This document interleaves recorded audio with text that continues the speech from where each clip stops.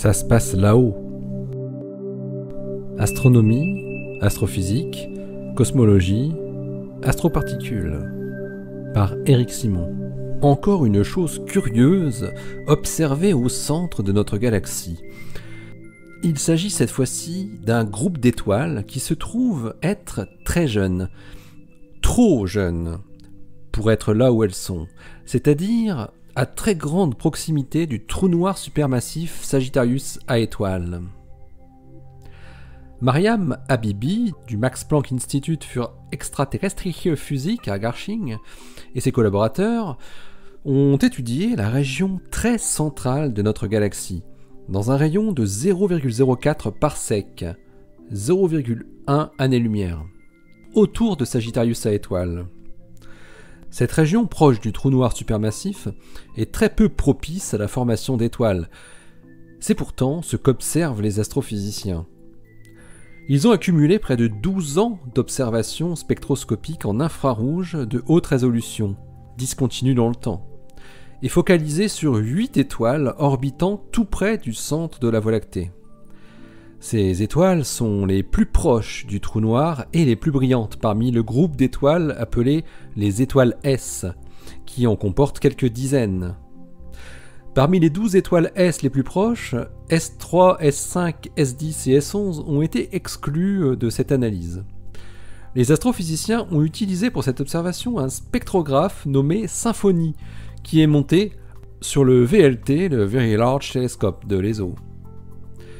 Comme dans cette zone, les nuages de gaz ne peuvent pas facilement se condenser pour former des étoiles du fait de l'influence gravitationnelle de Sagittarius A étoile, les astronomes ont longtemps pensé que les étoiles proches devaient s'être formées plus loin et s'étaient ensuite rapprochées tout en pouvant paraître plus jeunes qu'elles ne le sont via des fusions d'étoiles, un échauffement de marée ou encore un effet de perte d'enveloppe.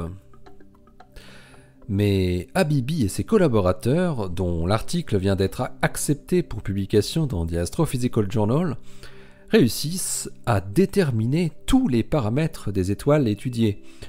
Leur température, entre 21 000 et 28 500 Kelvin, leur vitesse de rotation intrinsèque, entre 60 et 170 km par seconde, leur gravité de surface, entre 4,1 et 4,2, et donc leur masse, entre 8 et 14 masses solaires. Et donc finalement leur âge. Et là, surprise, toutes les 8 sont âgées de moins de 15 millions d'années. Et parmi elles, l'étoile nommée S2 n'a que 6,6 millions d'années. Les astrophysiciens excluent tout phénomène de masquage de leur âge réel. Le problème, c'est que l'on ne comprend pas comment des étoiles si jeunes peuvent se retrouver aussi près du trou noir supermassif central de notre galaxie. Une première idée, pour expliquer la présence de ces étoiles, était qu'elles auraient fait partie dans le passé de systèmes binaires éloignés du centre galactique et qui auraient été déstabilisés gravitationnellement, les étoiles du couple étant alors envoyées chacune dans une direction différente, projetant l'une des deux vers le centre de la galaxie où elles pourraient être attrapées dans le champ gravitationnel de Sagittarius A étoile. Mais un tel processus prend du temps pour voyager d'un point de la galaxie jusqu'au centre, et certainement trop de temps par rapport au jeune âge des étoiles en question. Donc, les étoiles S ont dû se former à proximité de Sagittarius A étoile, peut-être dans un disque de gaz et de poussière qui serait en orbite de Sagittarius A étoile à environ 1 parsec, 3,26 années-lumière. En naissant à cette distance, elle pourrait ensuite migrer plus près du trou noir.